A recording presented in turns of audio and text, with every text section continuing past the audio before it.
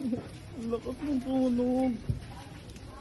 Guys, hanggang alas 3 na pero hindi pa rin ako makatulog. Sobrang sakit ng mata ko. Sobrang sakit ng ulo. Hanggang ngayon, nakikita ko pa rin yung nangyari. Ito yung sitwasyon namin, guys. Nakatulog na sila mama, yung mga anak ko. Yung pares ko nandun sa ano kasi ninanakaw yung mga ano doon, yung yero, mga tanso. Kaya andun siya nagbabantay kasi sayang din yung mga sayero. Bibenta pa rin namin yung para makapagsimula ulit. Kasi wala. Nakita ko siya nung pumunta ka.